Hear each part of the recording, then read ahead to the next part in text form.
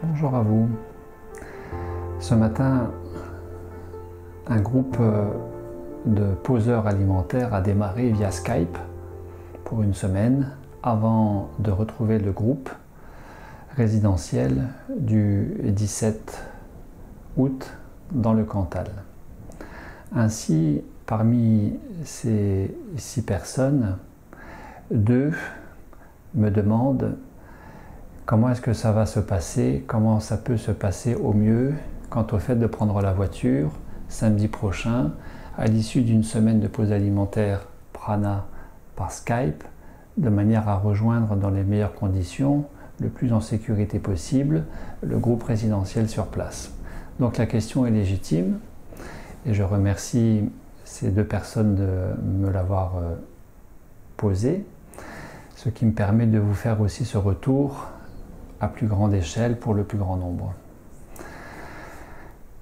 Bien évidemment, il y a plusieurs choses à voir, à savoir que de la qualité que vous aurez mis à votre préparation en pause alimentaire et du temps que vous aurez passé à cette préparation fait que vous vivrez au mieux cette pause alimentaire en étant le moins fatigué possible parce que vous aurez pris le temps de descendre, manger moins, manger mieux avant la pause, que vous aurez détoxiné déjà en partie, plus ou moins grande partie, grâce aux légumes verts que vous aurez introduits dans votre alimentation, grâce à la pause de 24 heures par semaine, qui fait que vous aurez habitué le corps à cette absence de nourriture conventionnelle, que vous serez vous-même habitué à ce vide gastrique et à ce vide au niveau de la sphère corporelle et immédiatement parlant dans votre quotidien,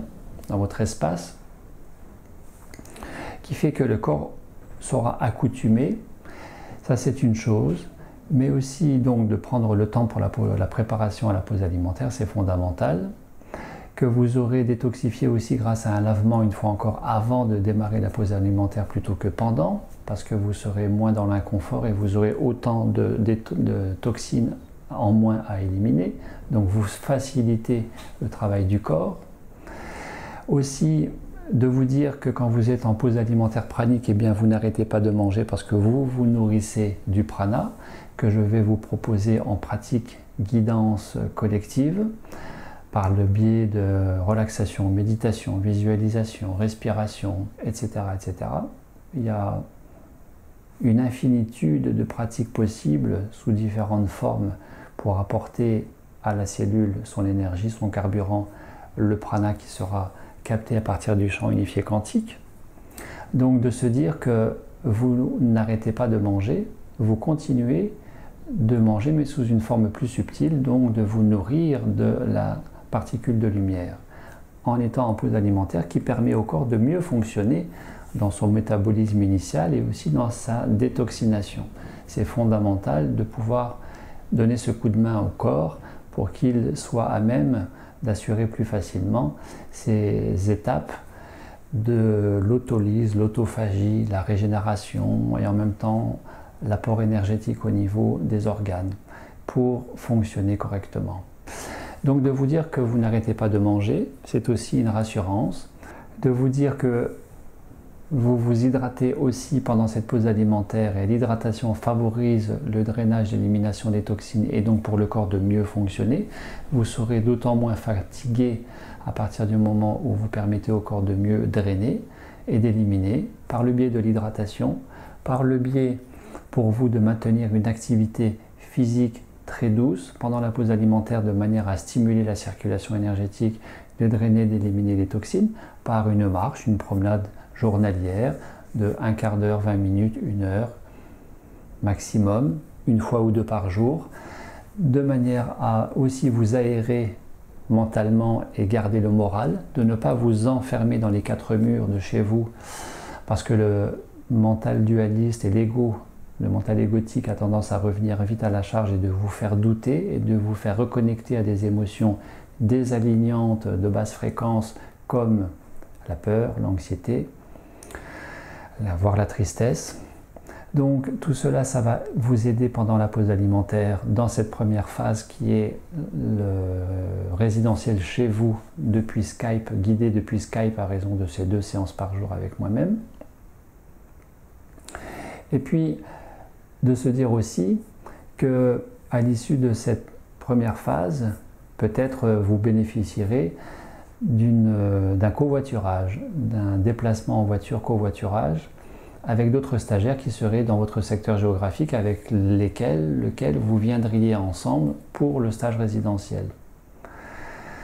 Et puis, de vous dire aussi, et ça c'est très important, que si c'est vous qui conduisez, en dehors des considérations de peut-être vous déplacer en train, parce qu'il y a toujours une gare à proximité, si vous vous déplacez en voiture que vous ne partagez pas le volant, parce que vous êtes seul, bien évidemment, vous ne ferez pas des pauses toutes les 2 heures, comme c'est préconisé pour monsieur tout le monde qui mange. Et bien là, vous devez faire une pause, vous arrêtez en station essence, en aire de repos, toutes les heures. Vous devez, au minimum, une fois par heure, faire un arrêt voiture, de manière à vous dégourdir les jambes, à marcher, à respirer, à vous aérer, à aller au WC et à vous passer de l'eau sur les yeux pour vous rafraîchir. Ça c'est très important. Vous pouvez aussi, si ça vous stimule, si vous êtes en besoin d'être tonifié, vous pouvez vous pincer des sourcils avec le tranchant, le plat de la pince pouce et index, et de vous pincer simultanément les 2 sourcils gauche et droit, de l'intérieur jusqu'à l'extérieur en tirant la peau et en même temps que vous pressez. C'est un rafraîchissant mental, ça vous éclaircit la vue, ça fait du bien. Ça enlève les tensions éventuelles liées à la vigilance de la conduite automobile. Et puis, de vous dire aussi, tout cela vous rassurant, que vous n'êtes pas obligé de faire la route le jour même, mais que vous pouvez anticiper, faire la route la veille, de manière à prendre plus le temps, à vous arrêter en un Airbnb quelque part pour vous rapprocher et alléger cette fatigue liée à la conduite automobile, en anticipant, en partant plus tôt. Et enfin, comme ces 2 stagiaires qui me l'ont annoncé ce matin, parmi les 6 qui ont démarré cette pause alimentaire 21 jours avec cette première semaine par Skype depuis chez elles, 2 personnes, alors qu'elles ont commencé ce matin, depuis chez elles avec l'ordinateur, prennent la voiture aujourd'hui même, là où elles sont encore le plus frais, pour se rendre à 10 km du lieu du stage, dans le Cantal, dans un camping, et donc de passer la semaine entière dans le camping, tout près du lieu du stage, là où elles feront ce début de processus pranique accompagné à distance avec le multimédia qui est Skype. Ainsi, il faut surtout se rappeler que la peur guette, qu'il n'y a aucune raison d'avoir peur à partir du moment où vous faites les choses correctement, que vous avez préparé suffisamment cette pause alimentaire, que vous vous hydratez, que vous restez à l'écoute du corps, que vous vous mettez en mode retraite, que vous avez levé le pied suffisamment sur l'activité professionnelle pour ne pas dépenser trop ce capital énergie et de le préserver le plus possible sur le principe de l'endurance, de durer sur 21 jours et de ne pas vous effondrer au bout de quelques jours. Tout cela compte dans la balance. De vous rassurer parce que vous n'êtes pas seul et que je vous accompagne à distance, que vous pouvez m'appeler autant qu'il y a besoin à partir du moment où vous vous sentez en difficulté quelconque, une grosse envie de manger ou autre. N'hésitez pas, il faut aussi appeler dans ce sens, ça fait partie de mon accompagnement. Et puis que la prise de sang avant le processus vous montre aussi là où vous en êtes dans votre santé. Bien sûr, si vous avez des médicaments, vous devez les prendre, les respecter. On m'a posé la question ce matin du lévothyrox. J'ai déjà répondu à ces questions avec cette vidéo.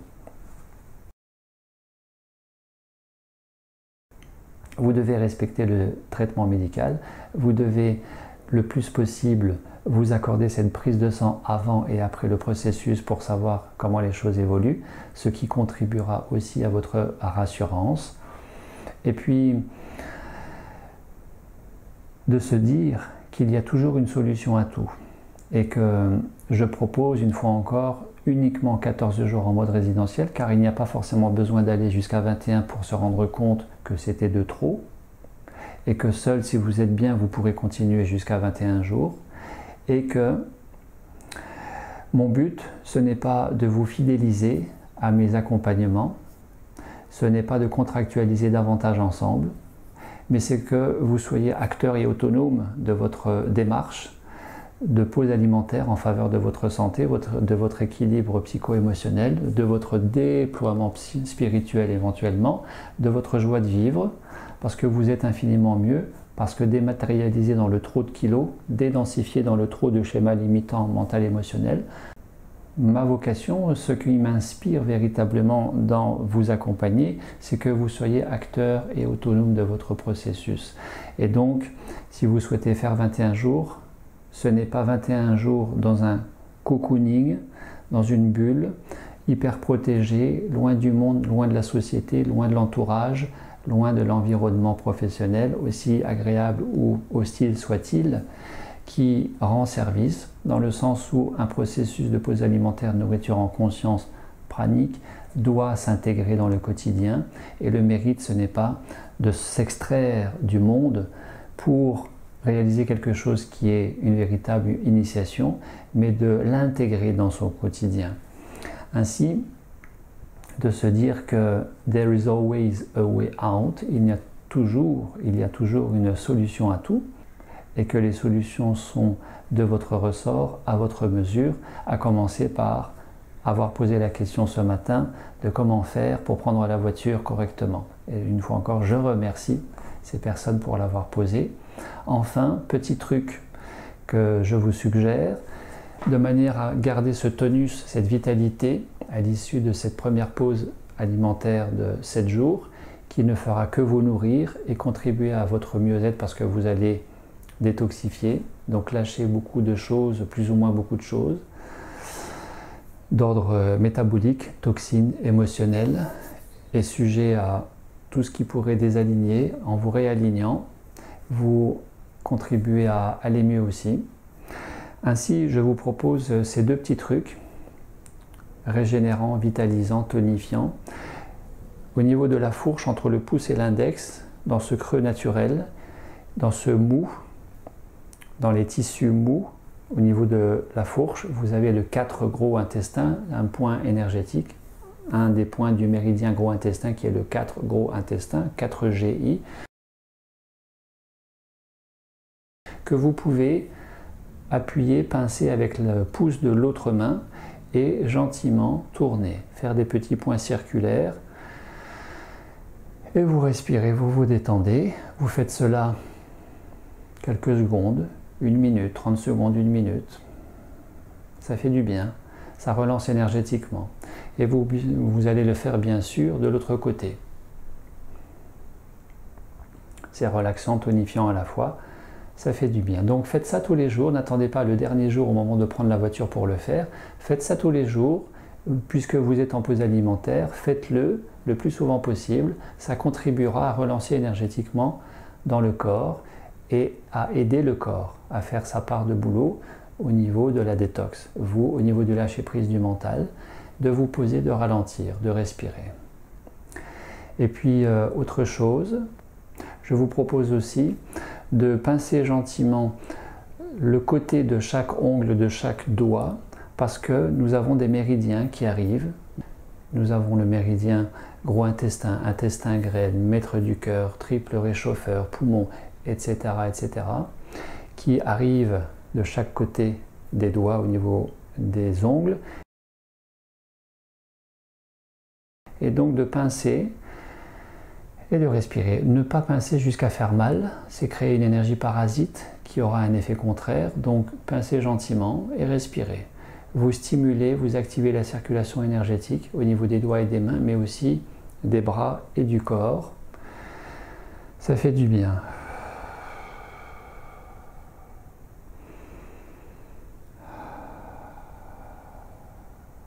Voilà, et puis l'auriculaire. Et puis nous reprenons de l'autre côté, auriculaire, l'annulaire, et puis le majeur, et puis l'index, et puis le pouce.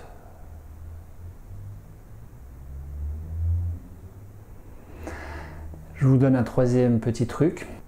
Vous pouvez plusieurs fois dans la journée faire couler un mince filet d'eau dans votre salle de bain, dans votre cuisine.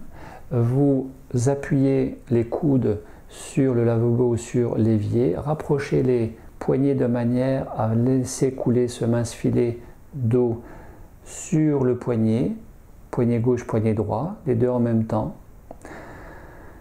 De respirer, cela fait beaucoup de bien parce que cette eau va stimuler ce plexus nerveux et énergétique qui est au niveau du poignet, de la face interne du poignet, et de le faire les deux en même temps va réactiver, relancer, booster énergétiquement l'organisme.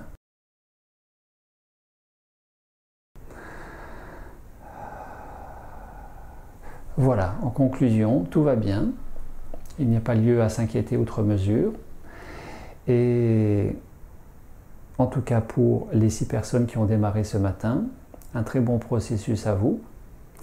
Et pour les autres personnes derrière leur écran, eh bien je vous retrouve pour une autre thématique très prochainement. À bientôt.